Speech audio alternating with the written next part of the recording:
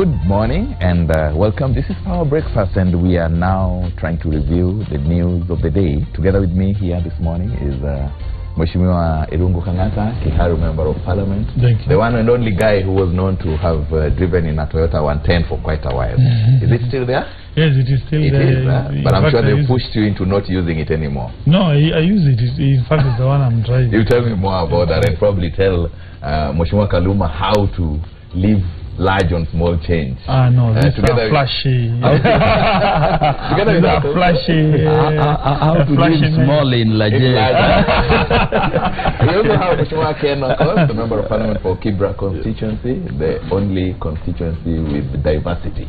And sometimes it's called Lower Karen. And I do have a Pro Box, and that's my preferred ride too. So Kangata here.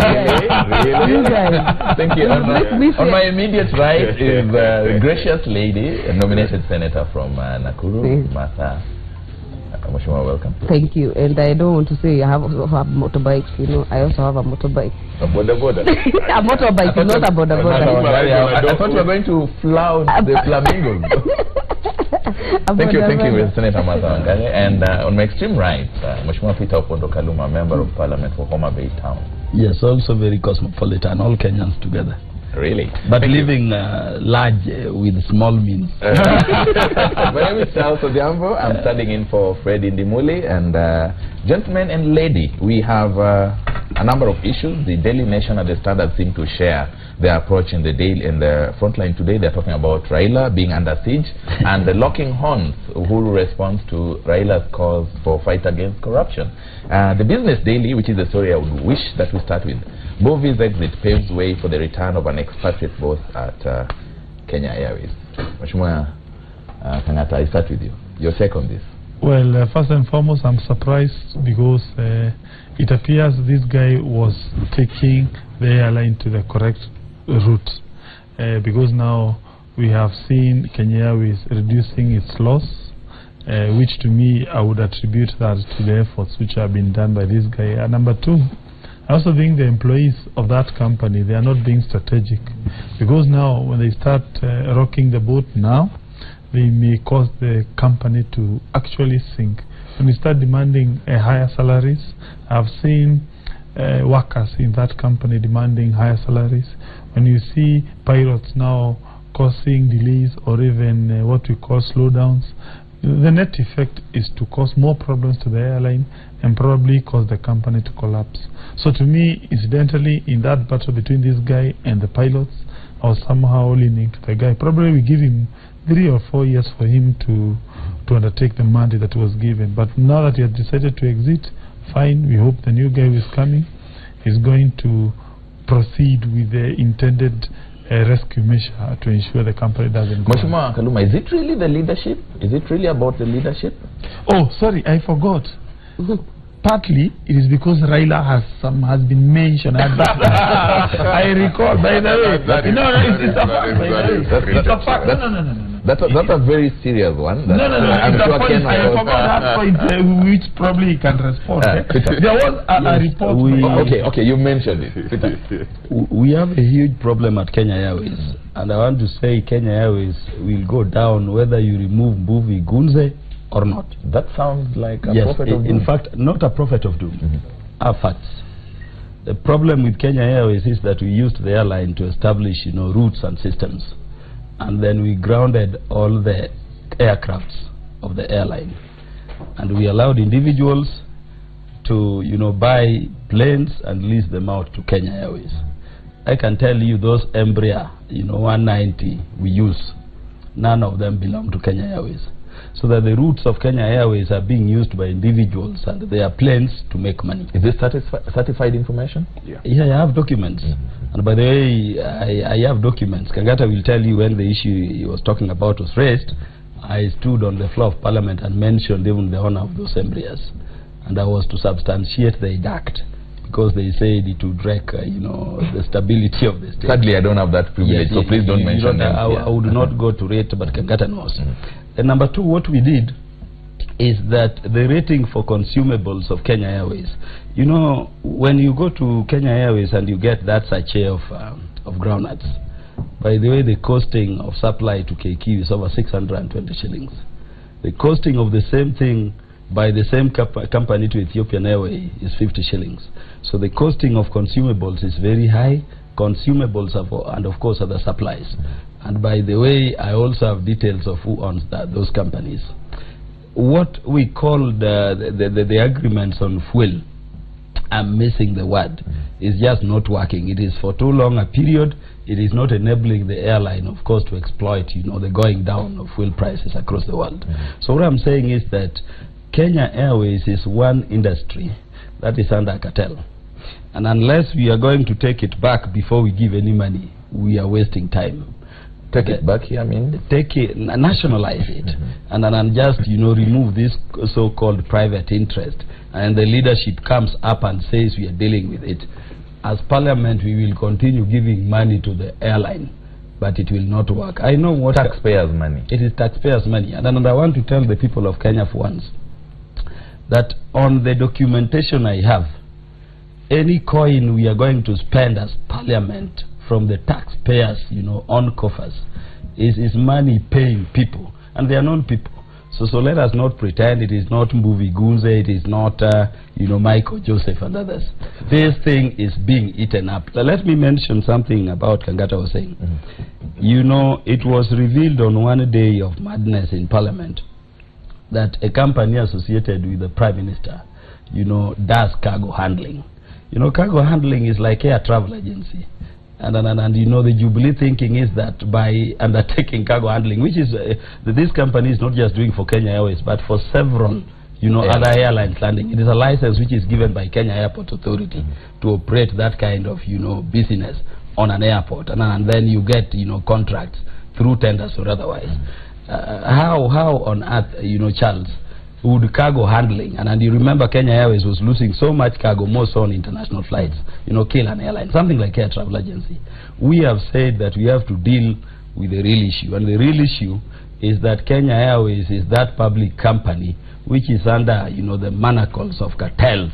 Fair enough. It is being eaten up. I want us to hear from Senator Martha Wangari. But Senator, before you say something, I'm wondering why you're sitting on such vital documents on an issue touching on public interest. I mentioned it on the floor. Sakaja stood and required me to substantiate. Then you did not. We were given the following day to do so. When I arrived with the documents, the speaker said, I'm a state officer, I cannot fight with the state. I will never get the opportunity to substantiate. I would love to know at what point does a member of parliament present a private member's motion in public interest. I would love to know that. They will not. They are subject to his approval. Yeah, but I'll expose them as we go on. I don't want to comment on the proceedings of the National Assembly, of course. But you want to comment? I don't sit there. But I know, first of all, the Senate undertook a very serious investigation on the issue of KQ.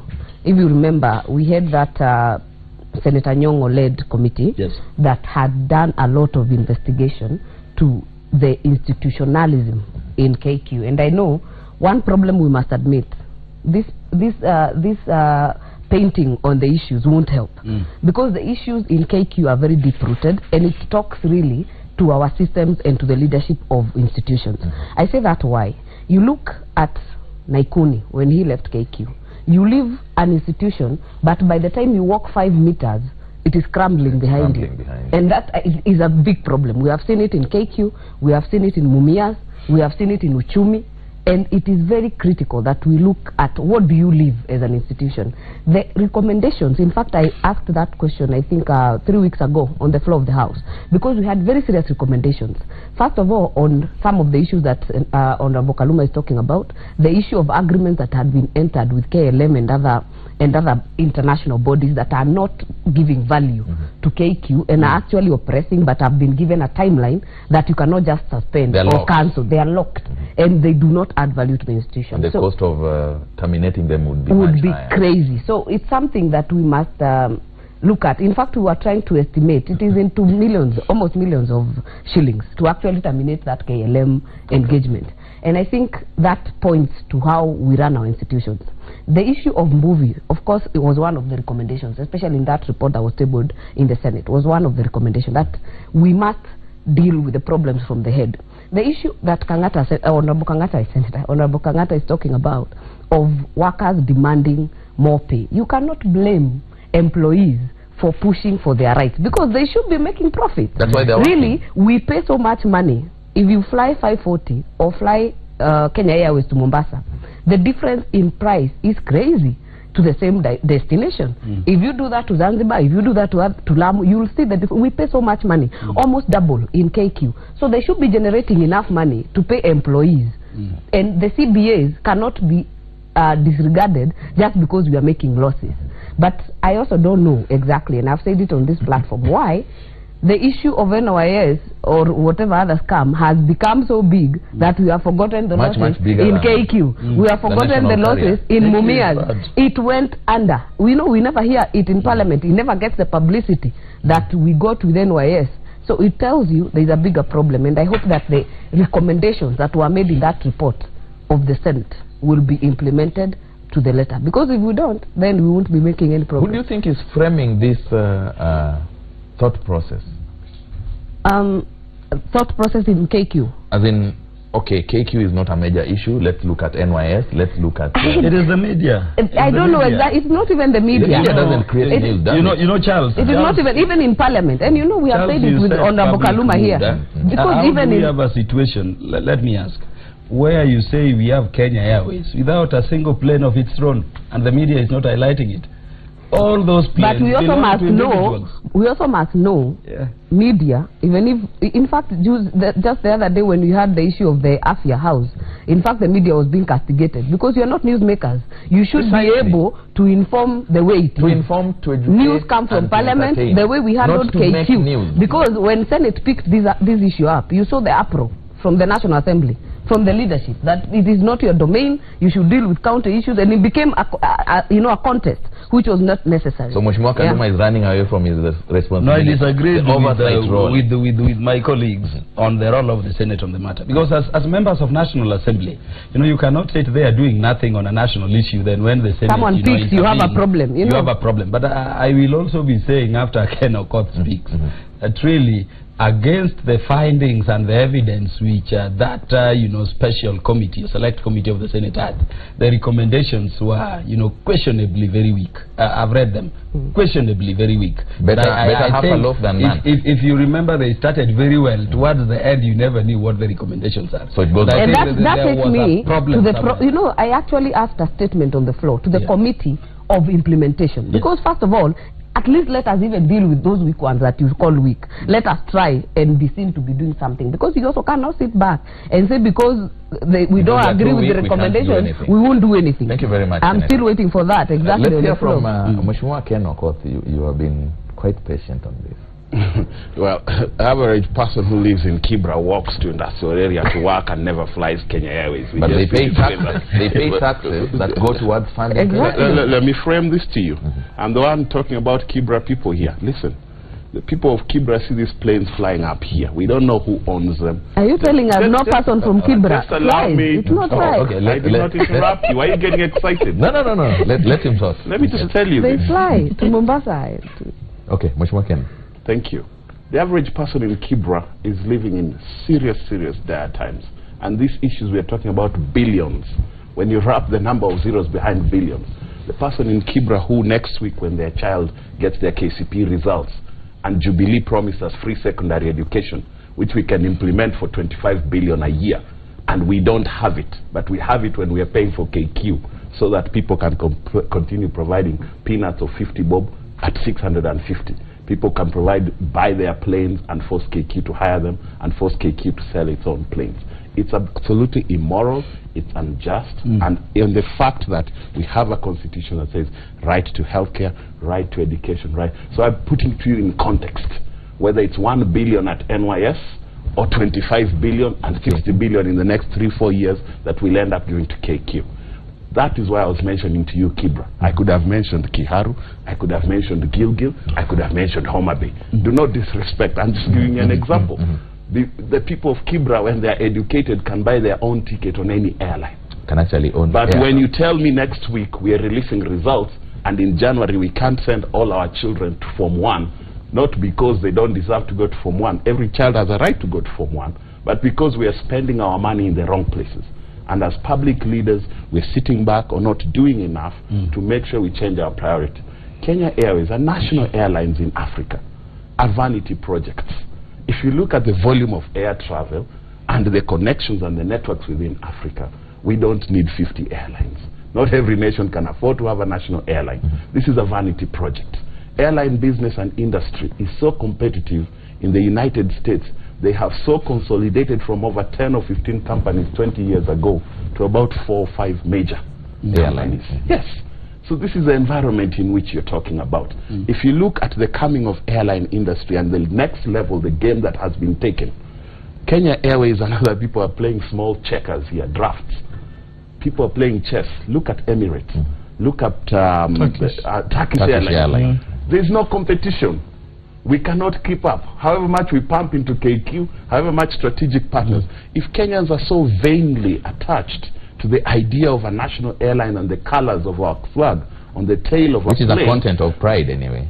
Yes, but the cost of that pride is a shame when our children cannot go to school. The children in Gilgil are going to be asking you for money in January. Children in Kiharu will ask you money to go to secondary school. We all promise free secondary education. Why are we waiting to implement that? There is no pride in hungry children who are homeless, turning into radicalization, prostitution, thuggery, and other issues. So can we contextualize so let me give you a solution. I'm giving you a solution. We need to say there's no more business in Kenya Airways. We can keep the brand.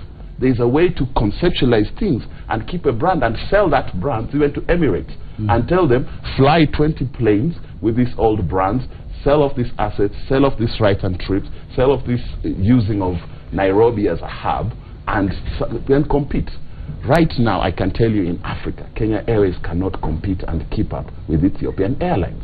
South African Airways is barely staying afloat. So those are the realities. And if you consider the economy, Kenyans have to be honest. And Kenyans have to be honest with themselves. So then we have to look at our taxation regime and realities here in Kenya and say the airline industry within Kenya or for Kenya would have to look something very different. Companies like Fly 540 or even smaller companies that fly 12 or 30-seater planes that are running you to, flying you out of here to Nakuru to Eldoret, change and reframe that and create a different industry. But on the international plane, maybe we have to be honest with ourselves. Sooner or later, we will pump 60 billion into KQ in the next 2 or 3 years. It will still not compete with Ethiopian. It will still not be competitive with Turkish Airlines. And I'll tell you, when you look at Dubai, Emirates, for instance, you can get out of Nairobi to Dubai to any other point in the world with that one stop. That's the Emirates guarantee on cheap, affordable fares, on quality airlines and standards. You get into KQ, they are Boeing Dreamliner, beautiful plane. They are leasing from somebody, I don't know, but the setup of it, if you compare with the Dreamliner from Emirates, the space, it's totally different. Thank you. So I'm just telling you, we have quite to give up. interesting. I've given up on KQ. Quite interesting insights. Your take. Yeah, by the way, I want to commend this guy. He has given a very good to me, I think he has raised very important points. One, do we need to rescue KQ? My colleague there was proposing something to do with nationalizing the airline. To me, that one I disagree. We all know how governments operate public companies. They don't operate them perfectly, and particularly in a competitive situation. Government or our government? Governments generally. Especially ours. Especially ours. No, she said it. Well, of course, I agree. But to me, we've done to me, it is something to do with the way systems of governments operate. And it is not only Kenya. When you go to even in European countries, the whole idea of privatization makes sense. And therefore, to me, I want to agree with him. Do we think this is a sector that is so important to our country that we need to be pumping more money every year? To me, I think it is not. So were he to introduce a bill in Parliament to get rid of Kenya Airways, would you back it? Regardless of your political The market should get rid of Kenya Airways, not a parliamentary law. The market forces. By the way, it has nothing to do with a bill in Parliament. We do not have an act of Parliament that is anchoring the whole idea of that entrenches KQ. Yes, and by the way, the government is a minority shareholder in KQ. I think it has about 27%, I don't know. So it's more of the... So, to me, it's an issue of government deciding, no, we are going to sell our shares we don't need it. Number two, of course, there has been an argument that we need an airline for the idea of leveraging on our exports, that our exporting society, that is the sector, and our tourism market. Yes, that is somehow dependent on the idea of having an that's airline. the perception, Ken. Yes, of course, there has been that argument. You have to give me a chance to give you the facts. Well, the perception. but I agree. And then I'll talk. But I I agree. to wrap this up. Well, but I agree when you compare the benefits that we derive out of having our own national airline vis-a-vis the whole idea of pumping billions which we can employ in other key areas. I consider that argument that it makes sense for us to do away with KQ and we divert that money to more key sectors. Mheshimiwa Ken, I want to give you 30 seconds because I need to the perception. The perception is completely wrong. The tourists getting to Malindi and Mombasa and charter flights are not coming on KQ. The tourists coming through Nairobi and going on even to places the flower industry, are coming to just let me talk, please. The flower industry is one industry that you could transfer even to British Airways, cargo industry. You don't need a whole airline that is loss-making 60 billion when we ask ourselves, apples for apples, how much money is the flower industry bringing versus the 60 billion of subsidy you have to provide so that KLM will still fly these flowers to Amsterdam, British Airways will still fly these flowers to London, and these flowers can be taken to Dubai through Emirates. Thank you very much. Somebody will transport these flowers. Thank you, Ken. Quite interesting insights. About Parliament's role. About Parliament. To take a commercial break. Parliament's role. When we come back, we'll wrap up on this before we look at something else. You're watching the news review. I have quite an insightful panel here with me. Very thoughtful ideas as far as public interests are concerned. We'll be right back after a short commercial break.